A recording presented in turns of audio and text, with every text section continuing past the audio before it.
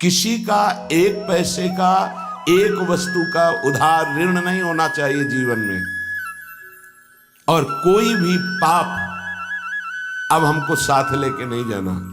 अगर भूल से हो गए हैं तो हम उनका यहां प्रायश्चित करेंगे, अंदर से जलेंगे और संत महात्माओं से पूछेंगे इस पाप का हम क्या दंड स्वीकार करें रहे हैं। कहीं कुछ भी तुम्हें मांगने की जरूरत नहीं, किसी के आगे हाथ पसारने की जरूरत नहीं कि आशीर्वाद दे दीजिए। यदि आप नाम जापक हैं तो दूसरों को सुख देने की सामर्थ्य रखने वाले हैं। आप भगवान के अंश हैं। आप कोई साधारण नहीं, आप अपने स्वरूप को पहचानिए। ये भटकना छोड़िए। समर्थ वही है जिसका हाथ फैलाना मिट जाए, किसी से भी नहीं। आपके पास नाम है, आपके पास मंत्र है, उपासना है, आप समर्थ हैं, पर आप अपनी वस्तु को पहचान ही नहीं रहे। नाम जप में रुचि नहीं, सतमार्ग सत्क्रियाएं ये रुचि नहीं, तो कहीं भी भाग के चले जाओ, दुख ही मिलेगा, अशांति मिलेगी, चिंता मिलेगी, आशीर्वाद नहीं मिलेगा। वो देगा भी तो लगेगा नहीं, क्योंकि हृदय में हमारे अंदर पात्रता नहीं आ रही। पात्रता नाम जप से आती। मान लो प्रार्थना, हृदय में वृंदावन प्रकाशित हो चुका है, प्रिया प्रीतम खेल रहे हैं। ऐसे महापुरुषों का संग नहीं, वृंदावन का आश्रय वास नहीं और प्रिया प्रीतम की उपासना नहीं, तो तुम्हारा जीवन धिक्कार। किस काम का जीवन?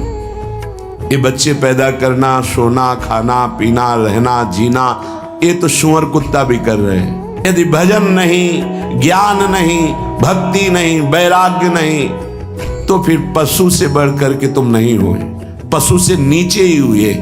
क्योंकि पशु तो अपने कर्मों का भोग भोग कर ऊपर उठ रहे हैं, तुम सबसे ऊपर आकर अब ऐसे कर्म कर रहे हो कि नीची योनियों को जाओगे। भोगों में सुख नहीं है। अनंत ब्रह्मांडों में जितने भोग हैं सब माया के द्वारा रचित हैं।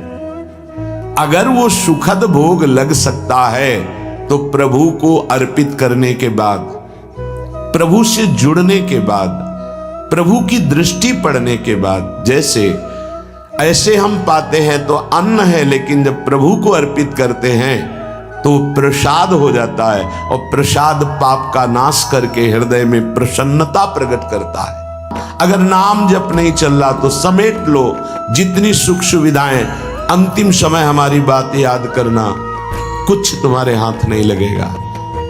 अब भी देख लो, कोई 20 का है, कोई 50 का, कोई 40 का, 30 का। इतना समय व्यतीत हो गया, क्या है तुम्हारे पास जो यहां से ले चलोगे?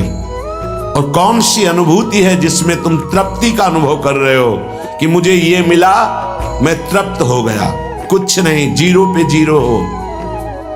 वही वासना, वही मांग, वही चिंता, वही शोक, वही भय, वही कामना। देखो ना, अंदर देखो। संतोष, शांति, निर्भयता, निश्चिंतता, निशोकता, परमानंद एक भी है नहीं। वो बिना भगवत आराधना के नहीं। प्रिया प्रीतम, जीवन आपको समर्पित है तो अंतिम श्वास में आप चूक मत करना। यदि जीते जी मैं आपके योग्य नहीं हुआ, आपने दर्शन नहीं दिए, आप नहीं मिले, चलेगा। क्यों? क्योंकि नाम आपका है ना, नाम के सहारे जी लेंगे हम आपकी लीला गुण गायन करके जी लेंगे। आपके प्रेमी जनों के संग से, आपके चरणारविंद के अनुराग रंग में हम जी लेंगे। पर अंतिम समय आप कह रहे हैं कि अंतिम समय आप मेरे हृदय में स्फुरित हो जाए। जब मैं शरीर छोड़ रहा हूं उस समय केवल प्रिया प्रीतम। निश्चित निश्चित ये हमारा विश्वास, हमारा हृदय इस बात को पक्का करता है कि जैसे भी बने हम लगे रहे हैं जीवन भर प्रभु के चरणों में, तो अंतिम में प्रभु फिर अपनी कृपा विशेष करते हैं। उस उपासक के हृदय में प्रभु स्फुरित हो जाते हैं। वो अंदर से आश्रय प्रभु का रहा है, तो अंतिम समय उसके भगवान पधारते हैं, निश्चित। ये हमारा विश्वास कहता है, क्योंकि अंतिम गति ही परम पद या अगला जन्म या दुर्गति, अंतिम क्षण जो होता है वो महामहिम माना जाता है। कुसंग से भ्रष्ट हो गया तो क्या हुआ, हरि ने अंतिम संभाल दिया।